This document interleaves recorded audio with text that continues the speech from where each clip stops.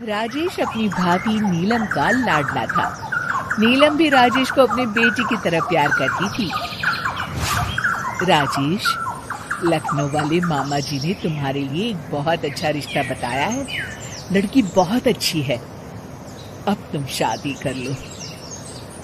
अरे नहीं भाभी, शादी तो बर्बादी है। भला तुम्हारे हाथों के खाने में जो स्वाद है वो किसी और के हाथों में कहा। मुझे अभी शादी नहीं करनी भाभी। राजेश की ना नुकुर करने के बावजूद घर वाले उसकी शादी करवा देते हैं, लेकिन फिर भी राजेश अपनी भाभी का पल्लू नहीं छोड़ता। वो अपनी पत्नी को बिल्कुल तवज्जो नहीं देता था। उसके लिए उसकी पत्नी सुधा का होना ना होना बराबर था।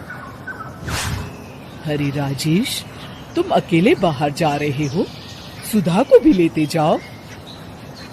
अरे क्या भाभी, हफ्ते में एक दिन तो छुट्टी मिलती है और आप वो भी खराब करना चाहती हैं। सुधा बाहर जाके क्या करेगी, वो घर में ही ठीक है। वैसे मुझे देर हो रही है भाभी, चलता हूँ मैं। राजेश की इस बेरुखी से सुधा हमेशा उदास रहती थी। फिर एक दिन नीलम इस विषय को लेकर अपने पति से चर्चा करती है। सुनिए जी, राजेश को कब अकल आएगी? वो तो सुधा की बिल्कुल कदर ही नहीं करता। अब आप ही बताइए, ऐसे कैसे चलेगा? तुम ठीक कहती हो, राजेश को सही रास्ते पर लाना ही पड़ेगा। चलो मैं तुम्हें एक उपाय बताता हूँ। फिर 2 दिन के बाद नीलम बाजार से खरीदारी करके घर लौटती है। ये लीजिए माँ जी, मैं आपके लिए नई साड़ी लेकर आई हूँ। बबलू, ये तुम्हारे लिए।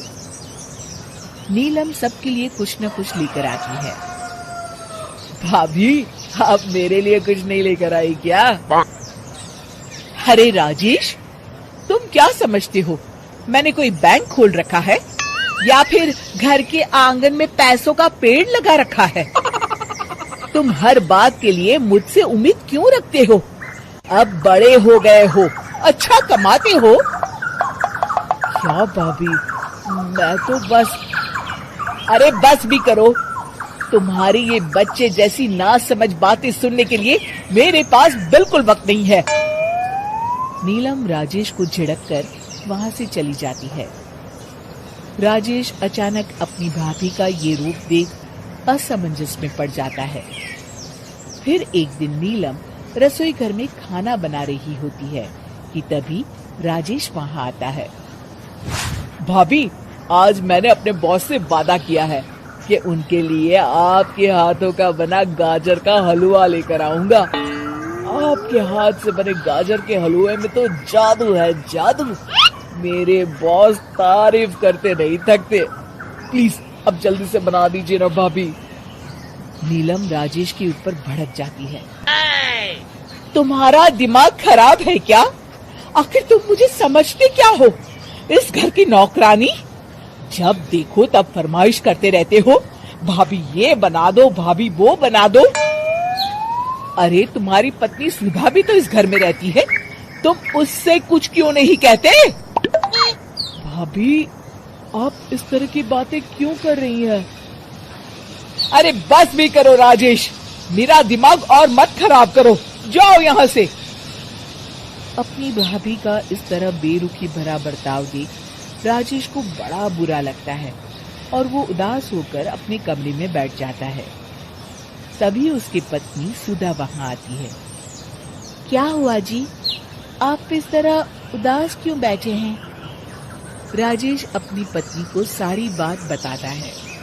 राजेश की बात सुनकर सुधा मुस्कुरा के कहती है, बस इतनी सी बात, चलिए जी मैं आपके बॉस के लिए गाजर का हलवा बना देती हूँ। अरे छोड़ो, तुमसे नहीं हो पाएगा, रहने दो। आप तो बस देखते जाइए जी, अभी आती हूँ मैं। थोड़ी देर के बाद सुधा हलवा बना के राजेश को देती है। फिर राजेश अपने ऑफिस चला जाता है। शाम को जब राजेश घर आता है तो खुशी के मारे अपनी पत्नी सुधा को गले लगा लेता है।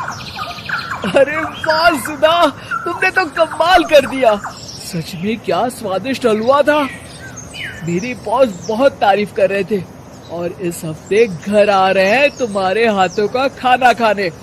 और इतना ही नहीं, उन्होंने मेरा प्रमोशन भी कर दिया है। सच? हाँ, मुझे माफ कर दो सुधा, आज तक मैं तुमसे गैरों की तरफ पेश आता रहा। अरे ये कैसी बातें कर रहे हैं जी, मैं तो आपकी पत्नी हूँ। धीरे धीरे राजेश अपनी पत्नी के साथ पूरी तरह घुल मिल जाता है और अपना ज्यादातर समय सुधा के साथ बिताने लगता है और उसकी हर छोटी मोटी जरूरतों का ख्याल भी रखता है। ये देख राजेश के भैया और भाभी बहुत खुश होते हैं। फिर एक दिन राजेश और सुधा बाहर से घूम कर आते हैं। राजेश, सुधा के प्रति तुम अपनी जिम्मेदारी समझो, इसीलिए मैंने तुम्हारे साथ ऐसा बर्ताव किया था। अगर तुम्हें मेरी किसी बात का बुरा लगा हो तो मुझे माफ कर देना। अरे अरे भाभी, ये क्या कह रही हैं? मैं जानता हूँ आप तो मेरे लिए हमेशा अच्छा ही सोचोगी। आखिर आप वर्ल्ड की बेस्ट भाभी जो है। इसे कहते हैं अंत भला तो सब भला।